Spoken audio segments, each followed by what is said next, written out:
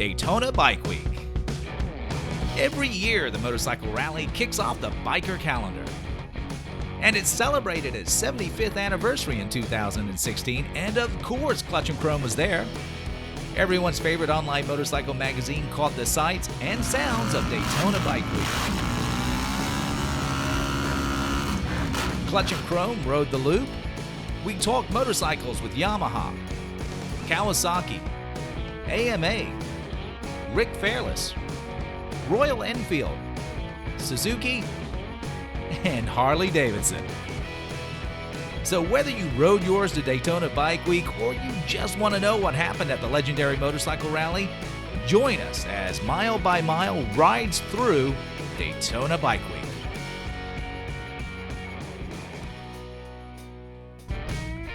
Before we catch up with Daytona Bike Week 2016, let's take a look at how the famous rally came to be.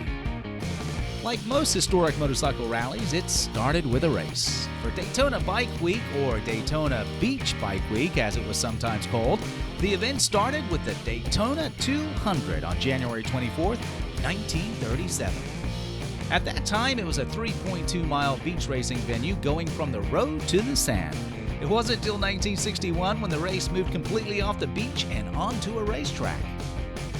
Although the race itself stopped for 5 years during the Second World War, well, you know bikers are a persistent bunch and they carried on without the rallies even though there were no races. But these were unofficial, explaining why 2016 celebrated the 75th anniversary and not the 80th. When bikers think about Daytona Bike Week, they understandably have a picture of the historic Main Street.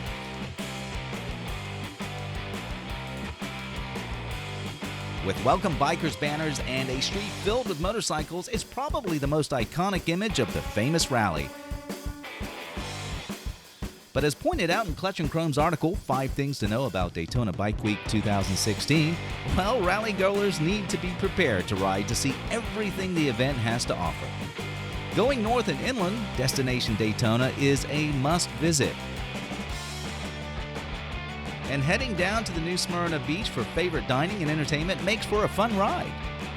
We'll talk about these later, and first look at the reason for the season, the International Speedway. This is where all the motorcycle manufacturers call home for Daytona Bike Week.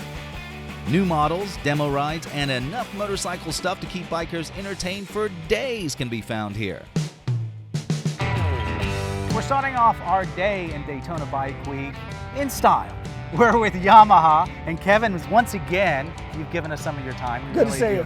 Good to see you too. So beautiful weather at Daytona Bike Week, and we position ourselves right in front of your demo rides.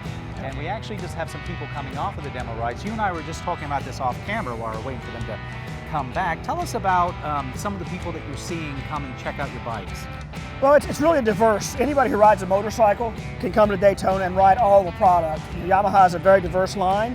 We have almost all of our product out here for demo rides. So you can experience something you think it might be too small, might be too big, might be too heavy. Ride it, find out, get the one that fits you properly. Right. And the beauty is with Yamaha is you guys have pretty much a full line. A person can walk into one of your showrooms regardless of what style of riding they like, and there's something there for everybody. We have something from 50 cc's for the beginning 4-year-old rider all the way up to our large 1900cc cruisers. Right. So we do have a very diverse line. In the last few years, a lot of new products come out, new entry-level FZ07, FZ09, FJ09, so 700cc twins, 900cc triples. We've got the new R1 for the pure sport enthusiast, so yeah, we cover the gamut. Right, and the beauty about the smaller sized engine when people want to start riding is, especially with what you're doing with the FZ07 and the FZ09, is they're smaller CC engines, but they still deliver the performance that a rider's going to need on the road. In technology today, I have a 700cc twin, you're getting really good power. It's almost electric, so the power delivery is really good. Weight, it's very lightweight, low seat height. So the 700, particularly FZ07, from a beginning rider all the way to an experienced track day rider, it makes all those guys happy. So Kevin, as we're talking, everyone ran out to the motorcycles. Have a good ride, guys. Awesome. So tell us about the motorcycles they're getting on right here. What are they getting on? Well, right now, This is the sport line. So there's FZ07, FZ09, FJ09. I see an R6. Someone jumping on a R3 down there. So this is, we have it broken up into our sport line and then our cruiser and our touring line, and they alternate. One will go out for 20 minutes and then they'll reverse and go back out on the other line. So it's a controlled ride. We give about 20 minutes so they can experience the product. Real world, a little bit of twisties, a little bit of highway, so they can, again, a real world experience. So this is exactly what we're talking about. We've seen people who are the more mature riders. We've got very young riders. Heck, we got a guy wearing flannel. Yep. Not much hipper than that. There you right? go. Yep. So you have pretty much everybody here. Now, the only thing that people actually need is they need to bring their own helmet, right? Helmet, long pants, long sleeves. And have a motorcycle. And motorcycle endorsement. And in Florida, 21 years old. And above 21, yes. Florida. And they're off. All right, so now you were kind enough last time to give us a little tip with the XSR 900. You sort of, hey, this is what you want to look at.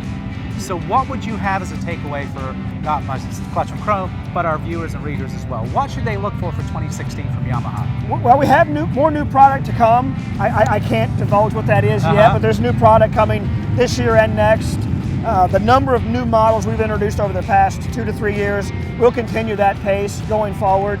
I would say that probably is the newest machine to look at is the SXR 900, but again, the FZ07, the FZ09, FJ09, the new R1, the R3, I mean, the list just goes on and on. Right, and about what time of year are you guys looking at bringing out these new products? We'll see new stuff in June, we'll see new stuff in the fall, again next spring, so it will continue. Okay, so June, fall. To mark this on the calendar to look for new Yamahas, right? YamahaMotorsports.com is where you'll see all the new releases. Thank you, Kevin. Thank you.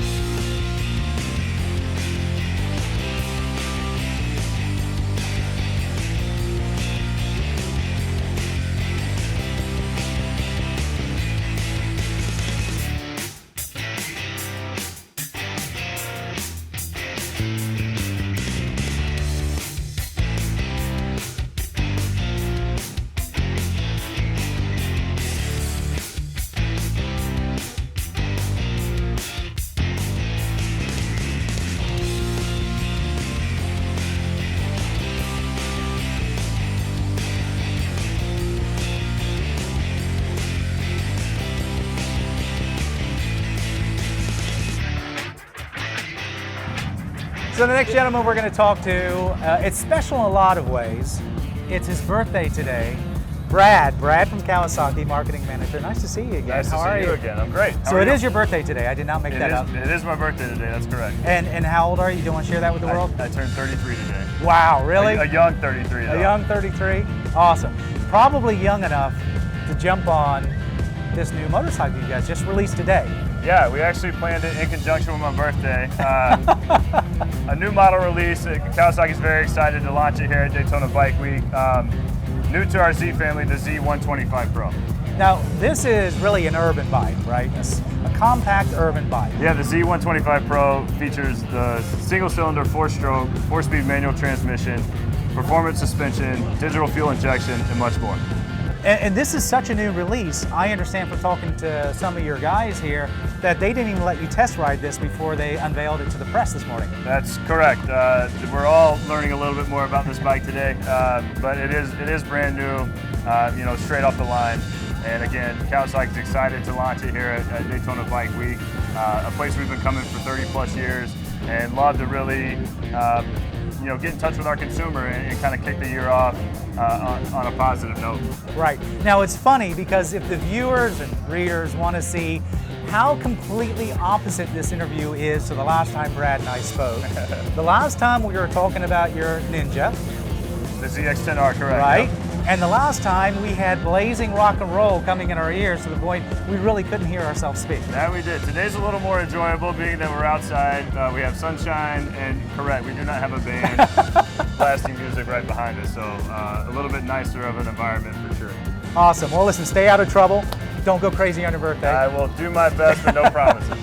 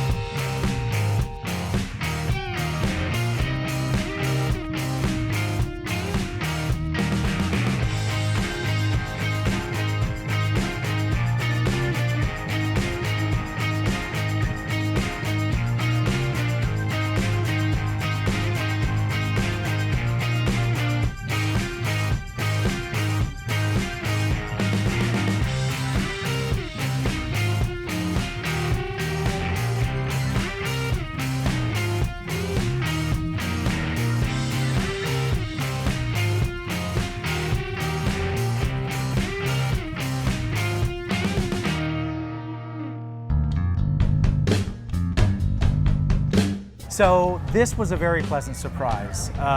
We're coming into Daytona Bike Week and we see a van that has strokers painted on the side of it. And when I thought it was my imagination, that very evening I saw this gentleman riding up Main Street. You cannot miss this gentleman.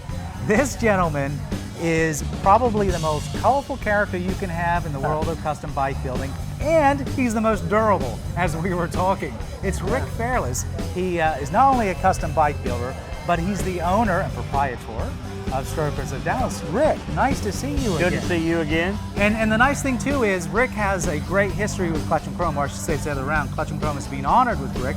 Rick used to join us for our very first podcast we used to do years and years ago. Yeah. So it's been a pleasure to actually meet you face to face. Good to meet you. Yeah. Yeah, you know, it's good because it's the motorcycle industry is even though it seems big, it's a small industry where everybody kind of knows all the players. Right. So it's a good family to be a member of. I believe that, and you know, I think you're a good representative of that family. I think you speak volumes about the family.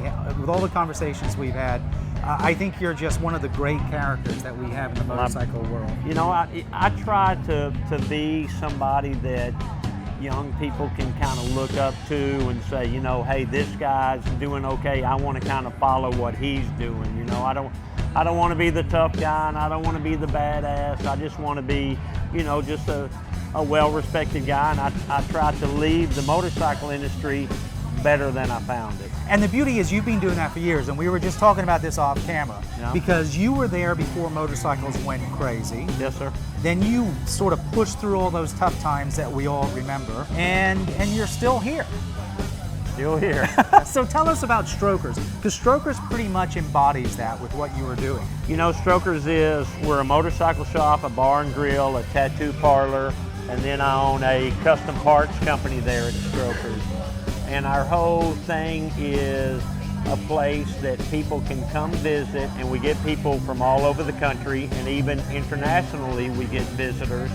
And it's just a fun place to experience. You know, every weekend we're going to get 1,000 motorcycles out. Wow. Every Saturday and every Sunday. We got the girls selling the beer outside in the beer tubs. We got the live music playing, and it's just, you know, it's just a tradition that people come through there. And you have made your reputation on building colorful motorcycles like this. You know, it's just, it's what I like. You know, when people think that this is all I do, it's not all I do. Right. I mean, this is a part of what we do, and this is the style that I like. But we do bikes every day that are not painted real crazy like this. Right. You know, we do whatever the customer wants. And you were sort of like, you were there at the beginning when custom motorcycles and the custom motorcycle shows really started to take off. The reality shows, the bike building TV Yeah. and stuff like that. Yeah, no, you know, it's been a great industry to be a part of, and I think it's just going to keep getting better and better. We've got a lot of young people coming into it, you know, whereas a long time ago we had a lot of young people coming into it, and then the economy got tough and all them young people are gone. Yep. So now we got some new young people coming in, Right. you know, and they're doing some cool things. Right now, and you're very, you seem to be either very smart or very lucky, because because like I remember one of the first conversations we had, you were fighting to get the Victory dealership back, and you got it back. Yep. And Victory is now one of the top brands. Yep. And we were just talking, you also sell Royal Enfields. I sell Royal Enfield, you know, which is a great product, and I like where they're going and what they're doing, and I believe in the future for Royal Enfield.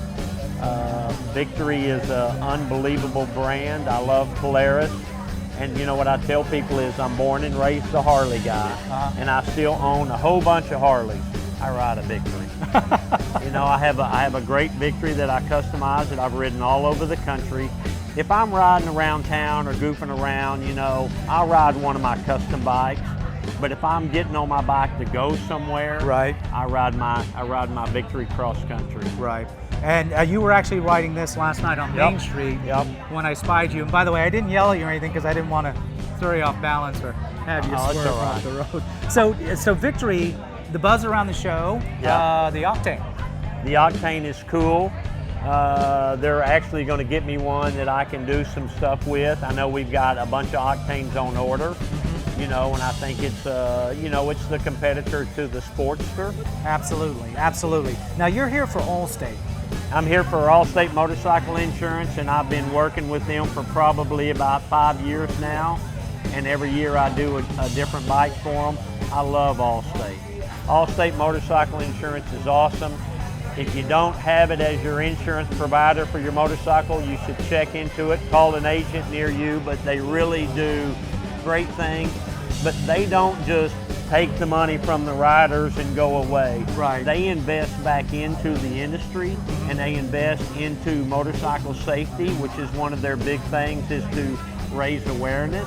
And I've been involved in some of those initiatives with Allstate, and Allstate is truly a company that cares about the motorcycle rider. Well, I got to tell you, this was an unexpected pleasure running into you. I'm glad I got to see this. It was really good. Thank you very much, Rick. Thank you.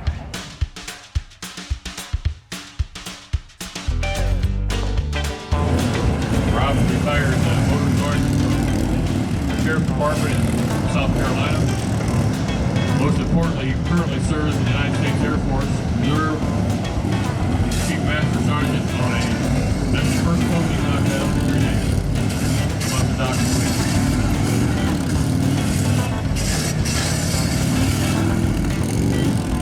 Just stand out there and stand up and we're good.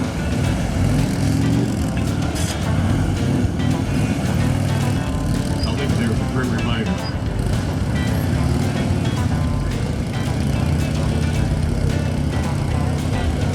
Anyway, as I was saying, Rob is an active military member of the United States Air Force.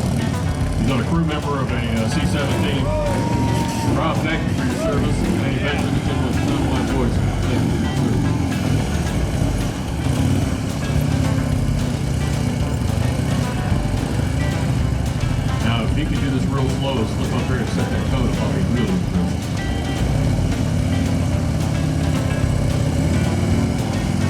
asked yesterday, is there something special about these bikes? These are right off the line, police service bikes. These 4 bikes that are here are assigned to Rob. And they go in this trailer, he takes them around to different police agencies in the southeastern part of the United States. I have a similar setup that covers the northeast part of the United States. There you go. When we're done here, we're going to do a real quick demonstration of how to properly pick up a downed motorcycle. This bus must be getting hot. I'm going to air it out there a little bit. Anybody want to try this when he's done?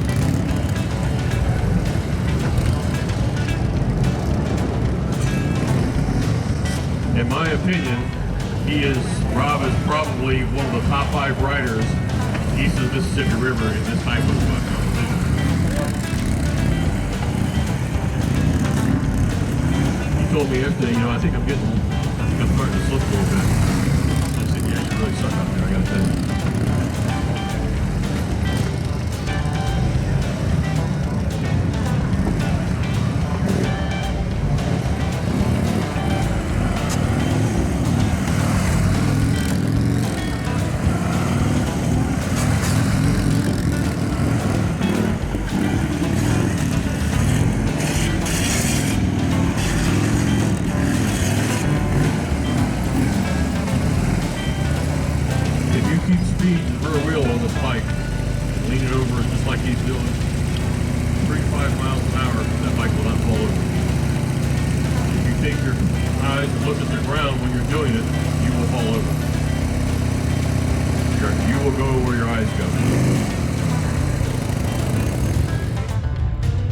And the one thing about these police service bikes, they're down a lot. The 2-week program that some of these exercises are out of, guys will drop the bikes anywhere from 20 to 30 times in 2 weeks, and you really get sore after a couple days of picking this bike up. I know I just did it yesterday, and I'm feeling it today a little bit. See, a series of short steps, and up it goes. Bike's about 810 pounds, I believe. I think that's what the running weight of it is. Now, would anybody like to try this?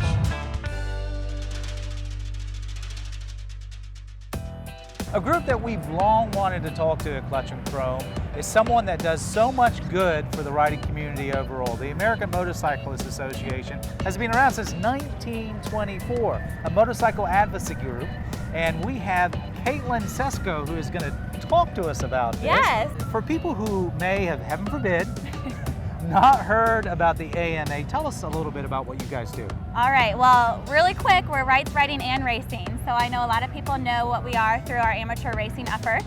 Right. But we are so much more than that. We're a membership organization of 215 strong, 250,000 strong. So basically we advocate for riders' rights. Right, and some of the examples of the stuff that you've done recently was you guys were all over the labeling and them using too many additives to fuel. Yes, E15. E15. Well, ethanol as a whole is a concern, yes. Right, that was a big deal because for those who don't know, it's something that riders have to know. Absolutely. Because ethanol can, essentially, if technically speaking, can void a motorcycle's warranty. Yes, it can. Right? Yes. And you guys fought really hard for that, for the labeling thereof, and just to get it out of the gasoline supply altogether. Yeah, we're trying to avoid misfueling. You know, Right. A lot of this stuff isn't labeled correctly, so someone could accidentally or, just unknowingly know the efforts or the effects. Right. And could misfuel, and it could void their warranty, like you mentioned. It could affect how the bike runs. It can affect just the overall enjoyment that they have from their motorcycle and cut their years of riding short on that motorcycle, and we don't want that. Right, and you guys really take on what riders don't want to do, and that is you go to the deepest parts of government committees. Yes. The reading of the bills. Absolutely. We have a team in DC. They are there full time. Our government relations department is there on Capitol Hill where they need to be to fight against these bills and these laws that could come up and hinder our ability to enjoy riding. And then the other thing that you're currently fighting for is access to government land. Yes. For people who like to ride motorcycles off-road. Yeah, so our off-road motorcyclists, we are constantly fighting lane closures. Right. We've had some big wins, and we have some current ones going on right now.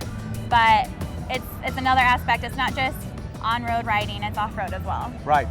And just to prove that the AMA is hip and new, you guys have just got a new partnership with Zero Motorcycles. Yes, we have this AMA Club 1924 going on at 8 rallies across the country during rally season, as we're calling it.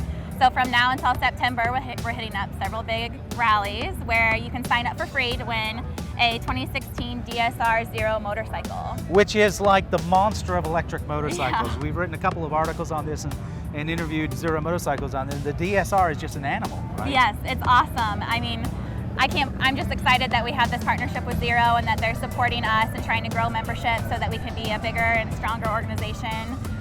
What advantages does a person get becoming a member? Okay.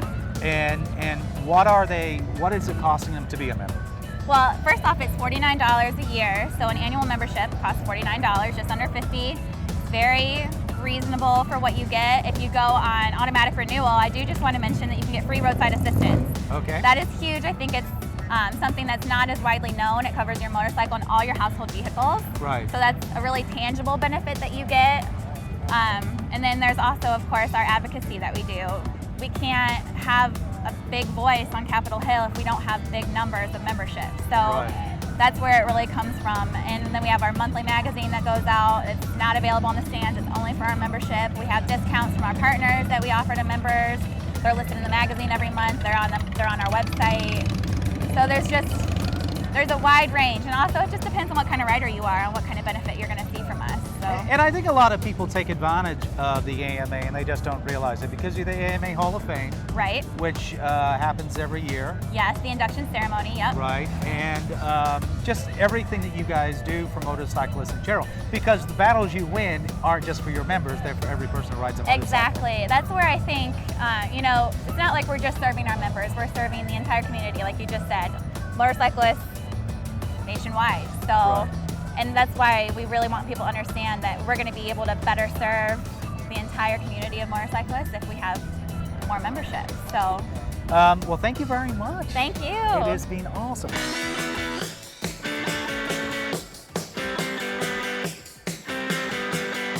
No trip to Daytona Bike Week would be complete without a visit to Bruce Rossmeyer's Destination Daytona. Originally opened in October 2005, this huge motorcycle complex started with a 109,000 square foot two-story showroom. Not only does it sell everything Harley-Davidson, but features displays of classic motorcycles as well.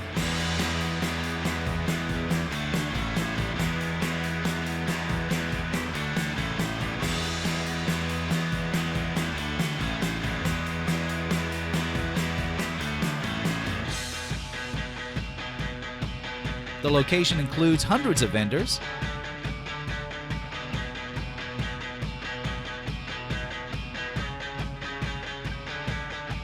tattoo parlor, restaurants, and live music venues, making Destination Daytona easily feel as crowded as Main Street in downtown Daytona Beach.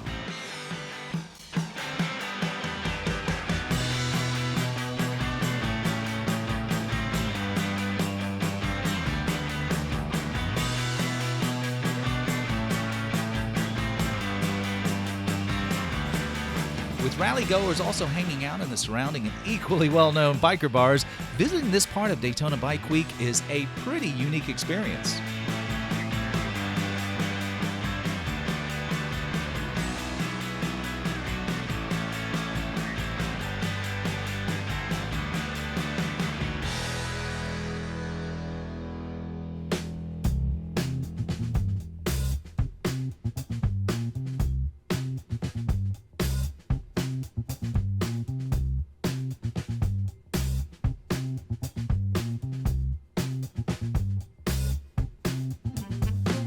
It's day 3 of Daytona Bike Week. Early in the morning, it is a Sunday, and we're at, the best damn donuts in town, Donnie's Donuts. It's a classic donut shop in Daytona Beach. Where else would you find Royal Enfield?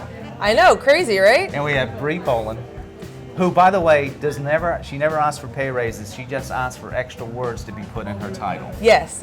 I think I'm going to add some more words soon. Really? Because you know, last time when you and I had the chance to talk at the International Motorcycle Show in Miami, we couldn't fit. I made a joke about you having a long title, and you said, no, Rich, no. No. But I couldn't fit your whole title on the bottom. I think you just have to abbreviate it. Learn abbreviations and you could fit it all in there. Really? You know, and yeah. So what is your official title? My official title is Marketing Manager for North America. My specialty is social and digital. Okay. Yeah. That's nice. She's practiced that since I we met I us kind of in change it around January. every once in a while, Yeah. so if people are seeing me on Clutch and Chrome, they get different perspectives. Right. You know. Right. So, and it was in January we got together, right? Yes. It was in Miami. So tell us what's happened since then, because a lot of exciting stuff is going on with Royal Enfield. Yeah, so quite a few things have happened is once we took over the market on January 1st, we had to apply for licensing in every state to be a distributor in every state. Right now we're at about 15 or 16 states that have approved us for licensing, so we can actually start selling motorcycles in that state. I think a big misconception that the public is having right now is that we just don't want to sell in every state. Right. That's completely wrong. We want to sell in every state. We want to have multiple dealers in every state, multi-line dealers, standalone dealers, everything, but it takes a while. You know, when you come in as a distributor or when you come in as a subsidiary, there are licensing and applications and approvals that take time. It doesn't happen overnight. So when January 1st hit, right before you and I had met the first time, our company and the lawyers went and applied for licensing in every state. It takes a while, Right. but we are making some headway. So a big thing that we hear from consumers is, why don't you have a dealer here right now? I want the consumers to know that it is coming. We plan to open 100 dealers throughout 2016, but there is a process. Right. You can't just go say, hey, I want to be a dealer, I want you to be a dealer, and it happens overnight. So it is coming. Just be calm and patient. Follow us on Facebook, and I'll make dealer announcements every time we sign a new dealer to the network. And you're getting a whole range of riders. Earlier, before we started this interview, you were talking to a young lady who had never even ridden a motorcycle by herself. Yeah. Sitting on The Battle Green. the Battle Green, yeah. So a cool thing about the conversation with her is she said the minute she walked up, these bikes did not look intimidating. Right. For a new rider, if you go up to a motorcycle and it intimidates you, you're gonna have some issues. Right. Right? And it might keep you away from wanting to ride a motorcycle. A motorcycle that if you look at and it welcomes you, and you feel like you can actually get on it and feel safe, or you feel like you can learn how to ride on it, then I think that's a win. She had never rode on one before, but she was really drawn to the Battle Green. Right. And then we started talking about the technical aspects. It's a 500cc, you know. It has a lot of torque, but it doesn't have, if you get a little handsy with the throttle, it's not going to catapult you to the moon. Right. So, and I suggested that she ride an MSF or do an MSF course, because I think anyone that's interested in even riding a motorcycle should always go through the MSF program to really get acquainted with what motorcycling really is. So this essentially, Daytona Bike Week, is the beginning of the motorcycle calendar. This is what kicks off our motorcycle calendar. Yes. And it's interesting that Royal Enfield should choose to come to something like Donnie's Donuts, which is a traditional donut maker. That's what they promote themselves as. But you're going a non-traditional route of promoting Royal Enfield in this upcoming year, right? Yes. Our CEO, Siddhartha Lal from the parent company, really wants us to think outside the box. You know, he really wants us to not only reach the motorcycle in the public, but he also wants us to reach people that maybe didn't even know they wanted a motorcycle.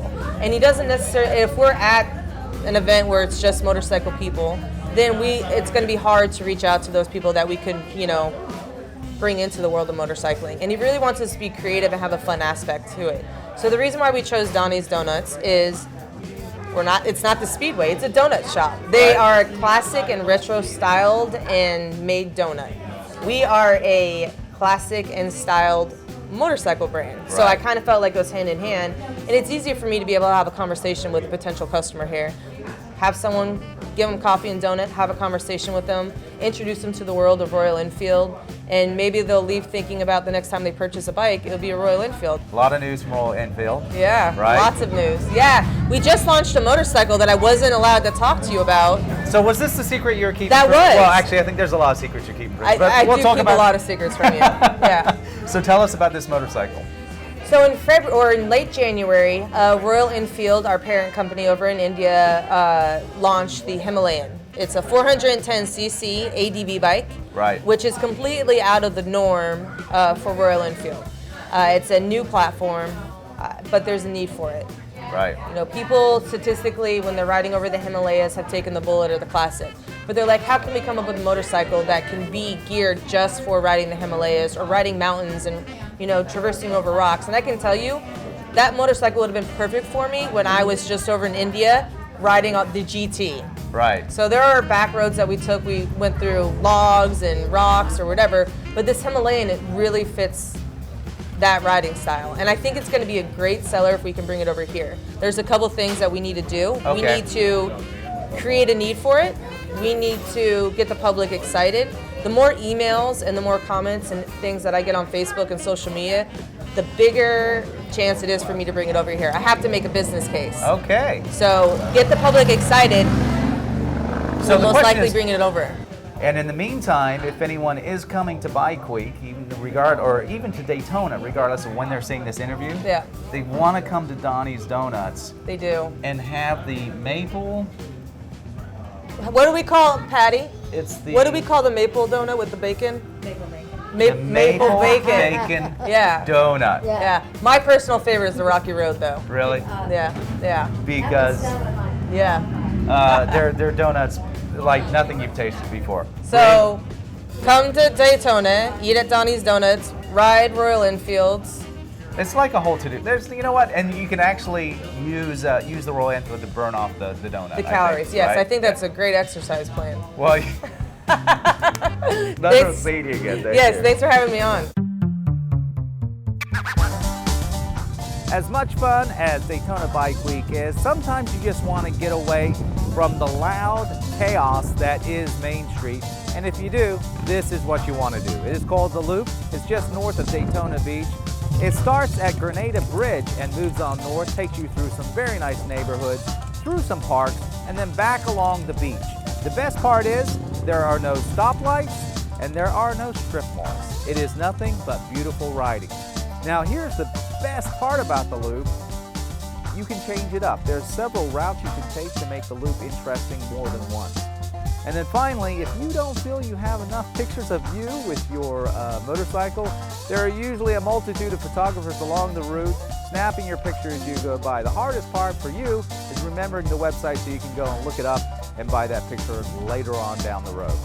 Now, if you excuse us, we got to get back and enjoy some riding on the Loop.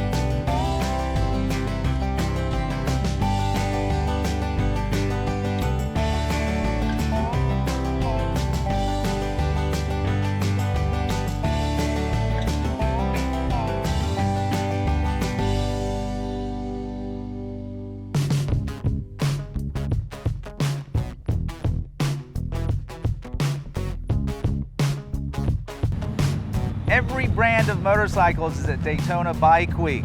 So how could Suzuki not be here? Tim Olson, PR guru of North America for Suzuki. Absolutely, we're very happy to be here. This is the kickoff of the motorcycling season for us. I was going to ask you, how does Suzuki view Daytona Bike Week? Is this like the first big thing on your motorcycle calendar as well? Absolutely, this is when our demo trucks, all three of them, roll out. They come out here so people can get on the bikes, experience them. And it basically starts now. The weather's finally gotten nice. You can see it's a beautiful day. Right. And there's nothing better than riding a motorcycle on a nice sunny day. Right. And I have to tell you, I'm not sure if it's intentional, but as you walk through, you get the impression between the motorcycle manufacturers, yes, it is about size as far as your space, because this is beautiful. This is a large, like you say, you can see the trailers here. We've got one behind us with Suzuki on. You have every motorcycle that's in your lineup here, right?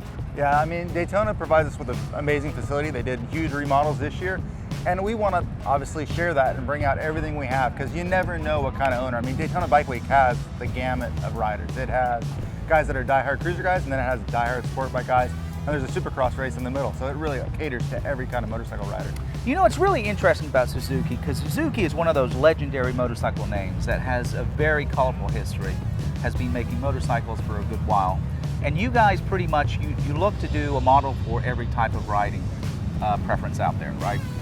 And it must be interesting for you whenever you see someone come out with the latest, hey, we've got this small CC bike for people starting, we've got this muscle motorcycle, and you're like, well, we have that. Because, you know, for like your muscle, you've got your M109, yep, which is just like a beast. Yes, very right? much so. And then, of course, you got your Gixxer and the whole 9 yards.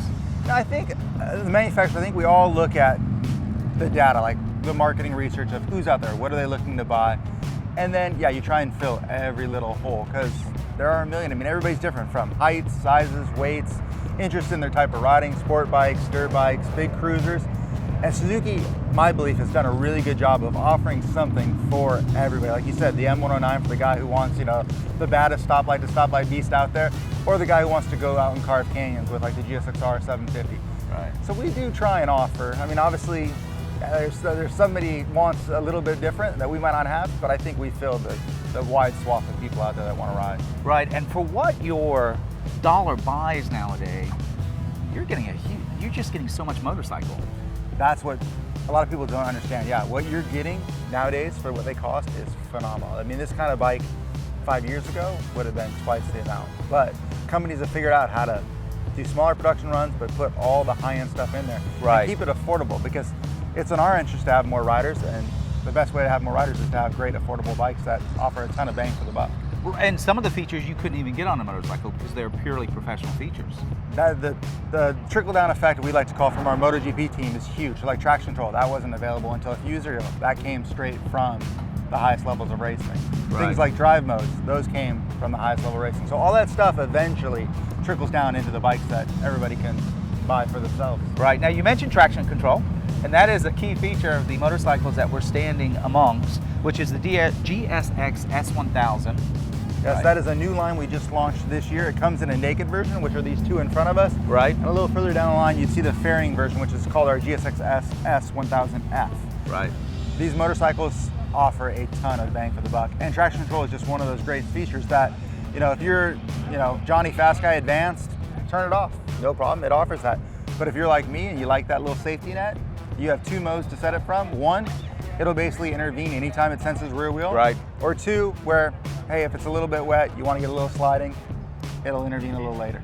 And this is a popular powerhouse, right? It's the K5 engine? This motor is the K5 motor. It's iconic in that it offered a wide power band that pretty much had the ability to run any way you want. So if you don't want to rev it out to 14,000, this thing you can lug it at 3,000 and it pulls just as strong. Like it makes it really easy to ride, but also really fun to ride, because it always puts a smile on your face, because it always has the power to get up and go. Right. And you know, the nice thing about Suzuki is you guys do pay as much attention to the lower range motorcycles, the smaller motorcycles, as you do the larger ones. Because you're constantly bringing out your smaller motorcycles, which was largely overlooked in the American market. Yeah, absolutely. For the longest time. Yeah, I know. The biggest thing, like, as we've learned, like, it's kind of like riding a bicycle. Your confidence is what you need to grow. Right. And if you get yourself on a bike that's way more advanced than you are and way more capable than you are, you're not going to build confidence. You're going to shut it down. So that's why we have a full, you know, lineup of smaller CC displacement, lower seat height, stuff that if you can plant both feet on the ground at a stoplight, you feel more confident. You're more in control. If it has, you know, a low RPM assist to get you off of a hilly start, you feel more confident. Yeah. And the goal is to get you more confident, and then you'll love motorcycling, you'll share the word, and you'll grow our industry, which is very important, yes. Now, when we walked in, everybody is smiling here. Now, I'm sure it's because everyone's very friendly here. But it's great news that your February, compared to the February year before, your sales are up 30%. We've been having a lot of good months lately. Suzuki's been doing very well in the marketplace. And yeah, it definitely has all the people here quite happy to see that all the hard work we've been putting in during those winter months when selling's not doing so well, they're starting to really come to fruition. We're starting to see dealers excited, customers excited, and most importantly, motorcycles selling. Right. So what should riders and readers of Clutch and Chrome look forward to from Suzuki this year? Do we have anything coming down the pipe? The biggest news we have right now, because our announcing season is normally June and September, is that the SV650, if your readers know about it, it's an iconic motorcycle that kind of went away for a few years. It's coming back in a big way for 2017. So we're basically re-releasing it. It's a really iconic cafe-style racer sport bike. And it, like this bike, had a really wide, broad range.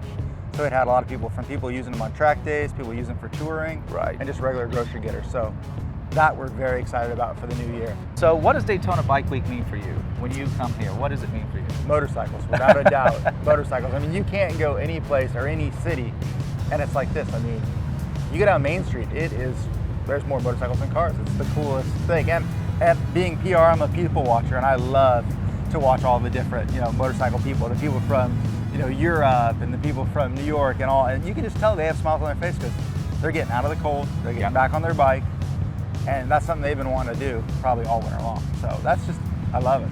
I'm not sure if the viewers can hear it, but behind us you have a constant din, a constant rumble of motorcycles. And that pretty much is the soundtrack of Daytona Bike Week.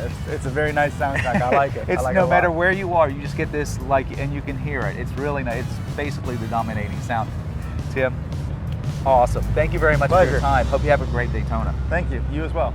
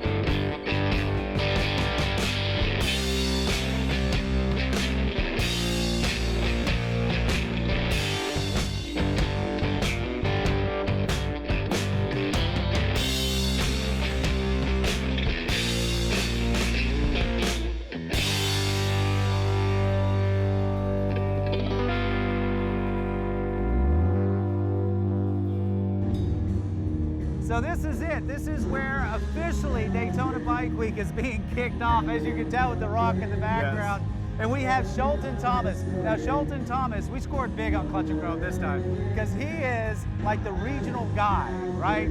Everything in this region you take care of for Harley-Davidson, right? Yeah, that's right. I'm the director of market operations for the southeast part of the country, and I'm glad to be here during this bike week. Well, thank you very much for taking your time out and getting away from the rock music because it's awesome band right now. Yes. Awesome band. So today was the official kickoff, even though it started on Friday. Today's Monday, it's when he kicked it off. And as we were talking before we started the interview, Harley-Davidson made a point about saying they were going to dominate the 75th Daytona Bike Week. Yes, and you know what? That domination comes from really getting back in, you know, our core customer and even new riders, people that are new to the sport, understanding what's going on and why we are the official manufacturer for Daytona, for Daytona Bike Week. Right. And it starts a lot with even what you see, the transformation that we've gone through at the Speedway. You know, Speedway right up front, Harley-Davidson motorcycle, right there, the demos, all the activities that we have going on, and it doesn't stop there. It also goes right into the heart of what the nightlife about Bike Week is on Main Street. We are officially at different bars and so forth, the clubs that are on Main Street, and making activations and connecting with our customers there. And that is a little bit different what you've done before, because before you were in one place and people came and saw you, but if you look down the list of things going on, every other night you're in a well-known motorcycle bar co-sponsoring live events. Well, you know, and it starts even before you get to Daytona Beach. We have over 20 billboards that actually speak to what's going on and coming to this city. And then it starts when we also are not just down on Main Street, but at the Broken Spoke, at our dealership, Bruce Rossmeyer's Daytona Harley-Davidson. The things that are going on in multiple locations for our customers and future customers to enjoy what's going on at Bike Week. Right, and the beauty is Harley-Davidson pretty much sort of shaped Bike Week. It was there in the early years, and even now if you go down Main Street, yeah, there's a variety of motorcycles, but you look down, it's Harley-Davidson, Harley-Davidson, Harley-Davidson, Harley-Davidson, all parked on Main Street. That must make you feel good. It makes us feel really good. And you know, Bill Davidson from the stage to kick off this party stated, you know, how his father, Willie, when he was 16, how his father brought him to Daytona Bike Week and how he rode on the beach then. And then how, you know, Bill talked about how Willie then when he was 16 brought him down to Bike Week and how he rode down the beach also. It's a tradition, it's something that we're going to carry on and that we're rocketing forward with. Actually, Harley-Davidson has a very unique stand at the International Speedway because right across from, you have the police motorcycle exhibition. Yes. Right across from that, you actually have the riding academy that allows people who probably have never been on a motorcycle to actually get on a, I guess, was it a straight bike? It's the Street 500, Harley-Davidson Street 500 motorcycle, which they get on, and the confidence that they gain from that motorcycle and getting infused in the brand is just great. Right, and Harley-Davidson 2016 is going to be a big year for you guys because you're rolling in with the Street 500, Street 750. Yes. And you've brought a bunch of your CVO, custom vehicle operations stuff, over to the mainstream, right? Yes. Well, we have the, you know, we just introduced the, you know, the CVO Street Pro bike, the Softail that we just introduced, along with, you know, the Dyna S model. Again, 2 new models that we've just introduced, and we have them here at Bike Week.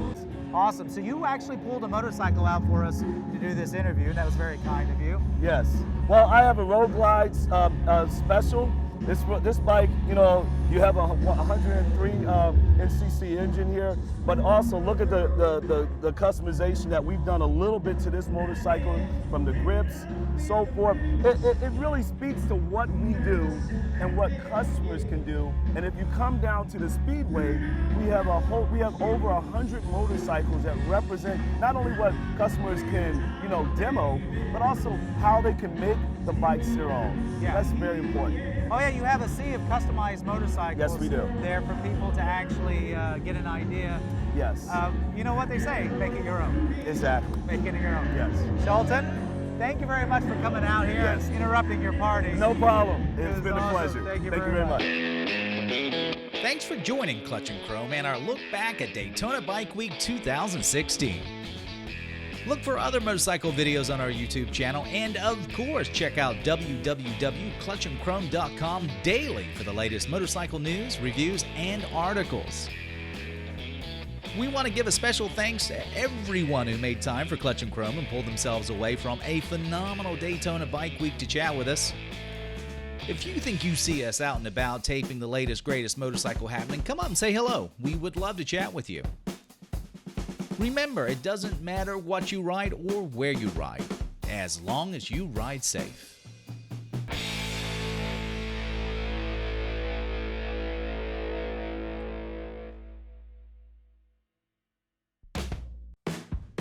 Okay, you're good. You ready? Yep. All right.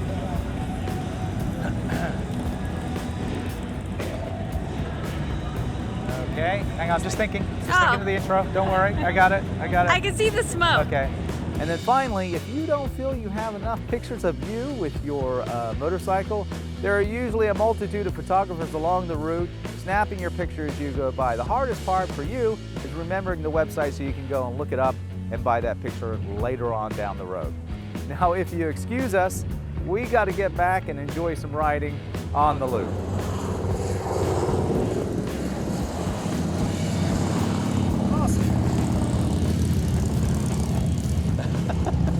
So what do you say about this, Asia?